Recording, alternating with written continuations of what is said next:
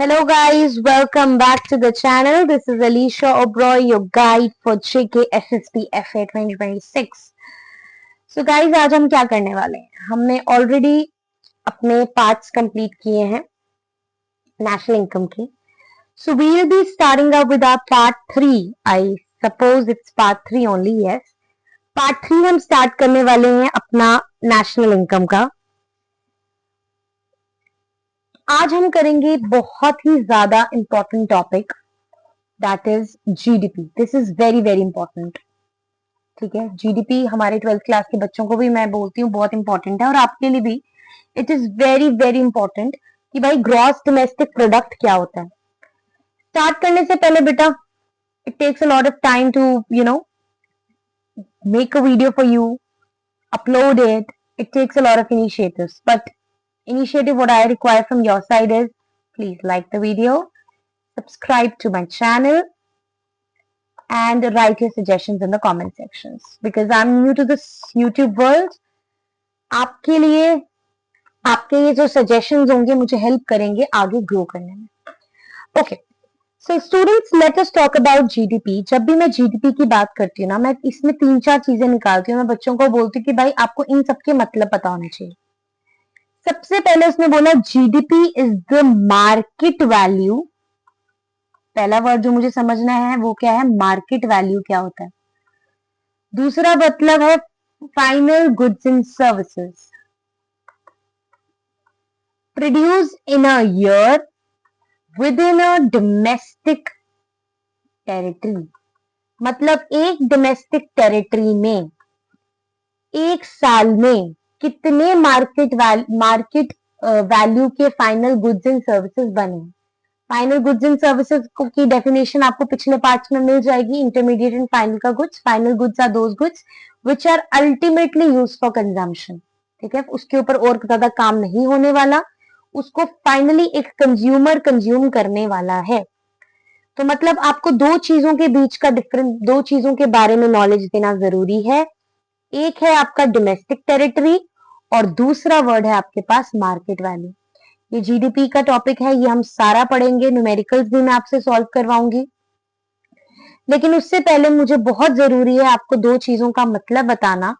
One is your domestic territory and another is your market value. देखो बेटा, domestic territory क्या है.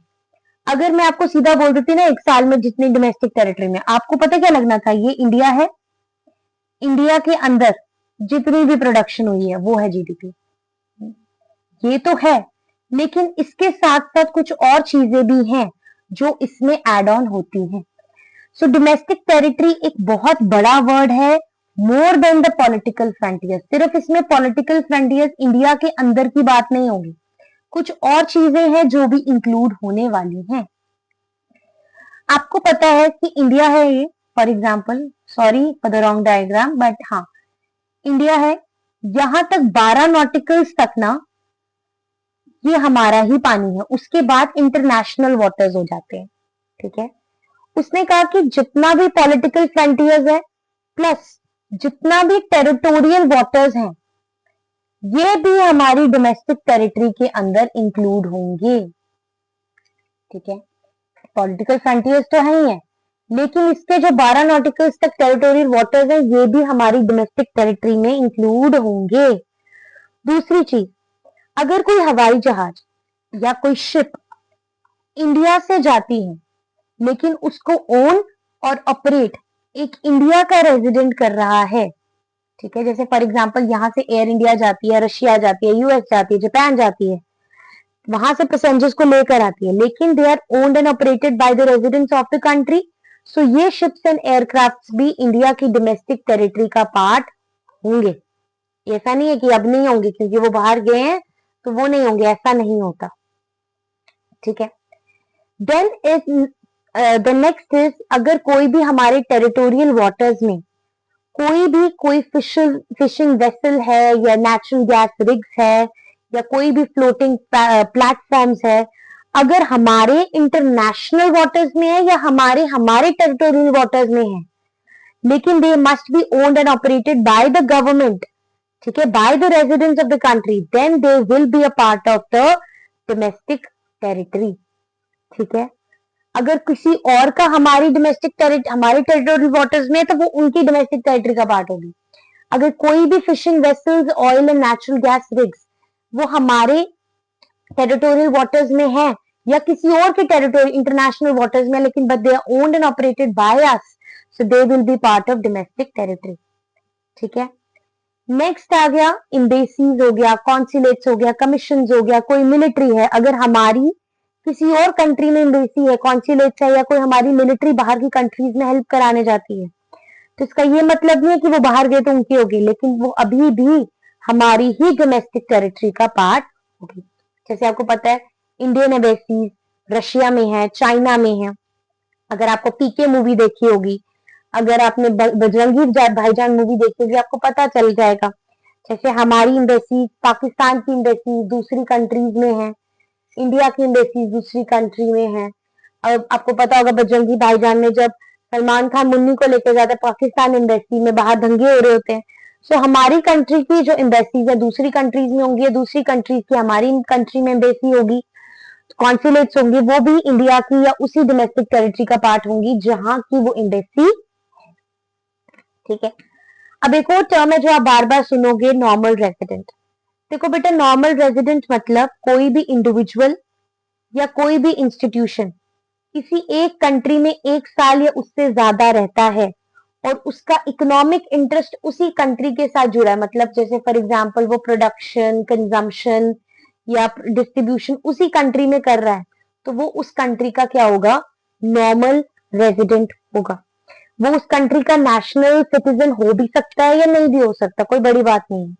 ठीक है, लेकिन इसकी एग्जाम्पशन ये है कि अगर कोई वर्ल्ड बैंक में काम कर रहा है, कोई इंटरनेशनल ऑर्गेनाइजेशन में काम कर रहा है, वो उसी कंट्री का नॉर्मल रेजिडेंट होगा जिस कंट्री का वो है।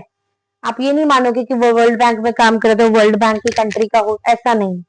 ठीक है, ये एक्सेप्शन है। This third point is an exception कि अगर किसी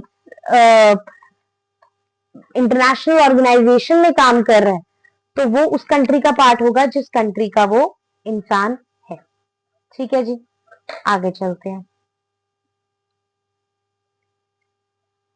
okay, next let us talk about, ये तो हो गया।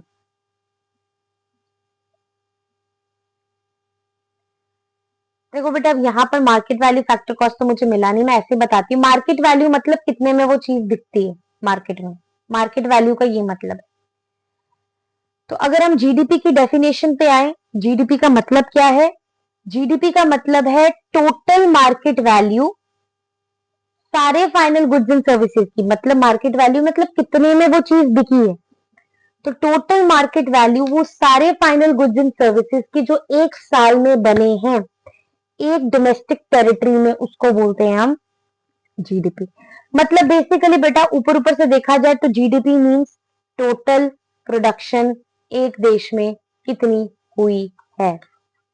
ठीक है, अब जो जीडीपी है ना, अब आपको पता है कि सामान कितना कुछ, वीट भी बन रहा है, ठीक है, उसके बाद टेबल भी बन रहे हैं, ठीक है जी, उसके बाद क्लॉथ भी बन रहा है, ठीक है जी, उसके बाद मिल्क भी प्रोड्यूस हो रहा है, और हर चीज के यूनिट्स अलग है। वीट के केजी है, टेबल के यूनिट्स है, क्लॉथ के मीटर्स है, मिल्क का लीटर्स है। अब इन सबको एक यूनिट में लेकर आने के लिए हम क्या करते हैं, हम जो भी जितने भी यूनिट्स हैं उनको प्राइस के साथ मल्टीप्लाई कर देते हैं। जितनी भी क्वांटिटी है उसको किसके साथ मल्टीप्लाई कर देते हैं, प्राइस के साथ। टोटल प्रोडक्शन में देखो प्रोडक्ट कितना कुछ प्रोड्यूस हो रहा है, अब सबको अलग अलग टोटल काउंट करते रहेंगे तो जीडीपी तो हम कभी निकाल ही नहीं पाएंगे। तो वो कहता है कि जीडीपी को अगर हमने कैलकुलेट करना है तो हम क्या करेंगे, जितने भी यूनिट्स हैं उनको किसके साथ मल्टीप्लाई करेंगे, उसके प्राइस के साथ करेंगे। जब हम प्राइस के साथ मल्टीप्लाई करेंगे तो at the ending of the day हमको एक यूनिट मिल जाएगा। तो अब ये प्राइस कौन सा लेना है, अगर बेटा हम प्राइस करंट ईयर का लेते हैं, जैसे फॉर एग्जांपल प्रोडक्शन 2026 में हुई है तो प्राइस उसी साल का लिया 2026 का, तो तब जीडीपी जो निकलता है उसको बोलते हैं हम नॉमिनल जीडीपी। लेकिन अगर हमने कोई बेस ईयर लिया, फॉर एग्जांपल क्वांटिटी प्रोड्यूस हुई 2026 में, लेकिन प्राइजेस हमने कौन से साल के लिए, हमने प्राइजेस लिए 2012 के। उससे अगर हम जीडीपी निकालते हैं तो उसको हम बोलते हैं रियल जीडीपी। ये इंपॉर्टेंट पॉइंट है भाई, पेपर में आ सकता है। करंट ईयर प्राइजेस पे जो जीडीपी होता है उसको क्या बोलते हैं, नॉमिनल जीडीपी। और अगर कांस्टेंट ईयर का प्राइस लेकर जीडीपी निकाल रहे हैं तो उसको क्या बोलते हैं हम, रियल जीडीपी। अब वो कहता है कि अगर हम देखें, जैसे फॉर एग्जांपल ईयर है 2014-15 और मान लो ये बेस ईयर है, ये हमारा करंट ईयर है। अगर हम नॉमिनल जीडीपी के हिसाब से देखें तो उसी साल का लेंगे 1000 इंटू 10, 10,000, 1200 इंटू 15, 18,000। और अगर हम रियल जीडीपी के हिसाब से देखें 1000 इंटू 10, 10,000, और हमें दूसरे में 1200 इंटू 10 ही लेंगे क्योंकि हम करंट कांस्टेंट ईयर का प्राइस ले रहे हैं, तो आगे 12,000। अगर इस हिसाब से देखें तो डिफरेंस कितने परसेंट से आया, 18,000 माइनस 10,000 डिवाइडेड बाय 10,000 इंटू 100, तो चेंज आया 80%। तो इस हिसाब से देखें चेंज आया तो हमारा आया 20%। अब ये 20% प्रोडक्शन तो उतनी थी, चेंज क्यों आया, क्योंकि इसके अंदर इन्फ्लेटेड प्राइस का चेंज इंक्लूडेड है। लेकिन इसमें प्राइस का चेंज नहीं इंक्लूडेड, इसमें सिर्फ आउटपुट का चेंज इंक्लूडेड है। तो बेटर पिक्चर कौन सी दे रहा है, बेटर पिक्चर दे रहा है हमारा कि कितना आउटपुट बढ़ा, कितनी प्रोडक्शन कितनी इंक्रीज हुई। तो वो बेटर पिक्चर दे रहा है हमारा रियल जीडीपी। तो रियल जीडीपी बेटर तरीके से हमें बताता है कि इकोनॉमी में कितनी ग्रोथ हुई है, कितनी प्रोडक्शन हुई है, कितना लोगों का स्टैंडर्ड ऑफ लिविंग बढ़ा है।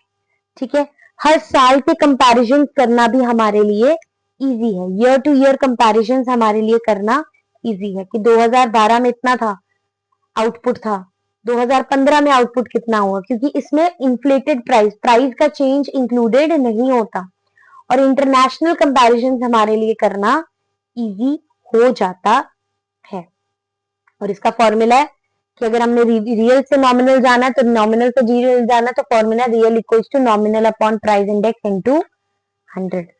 ठीक है जी, आगे चलते हैं कि आप बोलो nominal upon real into 100 equals to price index. Price index का मतलब होता है, प्राइस इंडेक्स मतलब your change in the price. अगर आपको बोलता है कोई जीडीपी डिफ्लेटर क्या है या प्राइस इंडेक्स क्या है, मतलब change in your price level. ठीक है, it measures the level of price at of the goods and services produce in an accounting year, कि एक साल में कितना आपके जो prices of the goods has changed. ठीक है, जीडीपी डिफ्लेटर हमको यही बताता है। अब जैसे फॉर्मूला, अगर ये क्वेश्चन आपका मन करे तो सॉल्व कर लेना, आंसर साथ में ही है। रियल इनकम है 200, प्राइस इंडेक्स 135, तो 135 equals to nominal upon real into 100। Real कितना दिया उन्होंने, रियल दिया उन्होंने 200, तो हमको क्या निकालना है, हमको निकालना है नॉमिनल। तो क्या आएगा 135 इंटू 200 डिवाइडेड बाय 100, तो ये आ जाएगा आपका, अगर आप सॉल्व करेंगे 27,000 डिवाइडेड बाय 100, दो कट, तो 270 करो। बेसिक फॉर्मूला लग रहा है, कोई मुश्किल नहीं है, सॉल्व करने की कोशिश करना, पेपर में आ जाएगा तो आप निकाल ही लोगे। नॉर्मल फॉर्मूला लग रहा है। ठीक है जी, ये सारे क्वेश्चंस आपके ऐसे निकल जाएंगे। उसके बाद वो क्वेश्चन आता है, उसके बाद क्वेश्चन आता है कि क्या अगर आपका जीडीपी इंक्रीज होता है तो इसका क्या मतलब है, सबकी वेलफेयर भी बढ़ रहा है, सबकी भलाई भी बढ़ रही है, सबकी भलाई हो रही है। तो आप बोलो कि जीडीपी का बढ़ना सबकी भलाई शो नहीं करता, इसीलिए बिकॉज ऑफ देयर 4 रीजंस, कि भाई अगर जीडीपी में इंक्रीज आया तो सबकी भलाई भी हो रही है, ऐसा कुछ नहीं है। क्योंकि मे बी जो जीडीपी में इंक्रीज आया है, प्रोडक्शन में इंक्रीज आया, वो वही गुड्स प्रोड्यूस हो रहे हैं, या जो इनकम है वो सिर्फ कुछ लोगों के हाथ में जा रही हो, सबके हाथ में ना जा रही हो। जैसे फॉर एग्जांपल इंडस्ट्रीज में कुछ ऐसे गुड्स बने हैं जिनकी वजह से इनकम सारी कुछ इंडिविजुअल्स के हाथ में जा रही है, सारे लोगों के हाथ में नहीं जा रही। वेलफेयर मीन सबकी भलाई, लेकिन मे बी जो जीडीपी के राइज की वजह से इनकम जनरेट हुई है वो सिर्फ रिच क्लास की पास ही गई। उसके बाद कॉम्पोजिशन ऑफ जीडीपी, वो कहता है कॉम्पोजिशन ऑफ जीडीपी मतलब कि टोटल प्रोडक्शन में तो आपका कितना कुछ है, अब टोटल प्रोडक्शन ड्रग्स की भी हो रही है, वेपन्स की भी हो रही है, सोशली अनडिजायरेबल गुड्स की भी हो रही है, एक्सप्लोजिव्स की भी हो रही है, गन्स की भी हो रही है। अब इन चीजों से किसी की भलाई तो नहीं हो रही ना। तो जो टोटल प्रोडक्शन है इंक्रीज आया जीडीपी में, it is not because of welfare, it may be because of it is causing destruction to the society. So GDP के इंक्रीज होने से सबकी भलाई हो ऐसा जरूरी नहीं है। नेक्स्ट आ गया नॉन मॉनेटरी एक्सचेंजेस। कुछ ऐसी चीजें हैं जैसे बार्टर सिस्टम रूरल एरियाज में अभी भी प्रेवलेंट है, ठीक है। अभी भी कुछ चीजें एक्सचेंज हो रही हैं, कुछ चीजें प्रोड्यूस हो रही हैं जिनका रिकॉर्ड ही नहीं हो रहा, जो चीजें रिकॉर्ड ही नहीं हो रही, जिसकी वजह से जीडीपी अंडर एस्टिमेटेड है। जो चीज खुद ही आपने एस्टिमेशन में एग्जैक्ट वैल्यू नहीं निकाली, तो आप उसको एक स्टैंडर्ड एक फिगर कैसे मान सकते हो, एक प्रॉपर इंडेक्स कैसे मान सकते हो वेलफेयर का, ठीक है। There are many activities which are not recorded, और अगर जीडीपी की में टोटल प्रोडक्शन ही रिकॉर्डेड नहीं है सही तरीके से, तो आप उसको एक प्रॉपर इंडेक्स किस तरीके से मान सकते हो। And the last is externalities. Externalities मतलब किसी चीज का गुड या बैड इंपैक्ट जिसकी ना कोई प्राइज है या पेनल्टी है। जैसे फॉर एग्जाम्पल पोल्यूशन है, वाटर पोल्यूशन हो रहा है, उसकी कोई पेनल्टी नहीं है, जिसकी वजह से जीडीपी क्या रह गया, अंडर एस्टिमेटेड रह गया, ठीक है। और अब जैसे फॉर एग्जाम्पल वो आपका ग्रीन पार्क्स हैं, ब्यूटीफुल गार्डन्स हैं, उसकी वजह से भी जीडीपी काउंट नहीं हो रहा, ठीक है।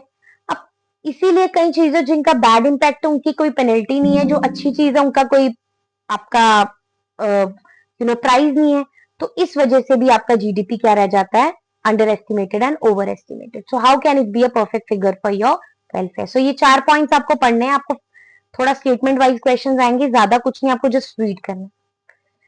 सो students make short notes for you, like the session, subscribe to my channel. आगे ही बैटरी लो है, खत्म हो गई तो काम खराब हो जाएगा, इसीलिए we'll keep our part 3 till है, बाकी हम करेंगे नेक्स्ट पार्ट में। Thank you so much, subscribe जरूर कर लेना, ओके, थैंक यू।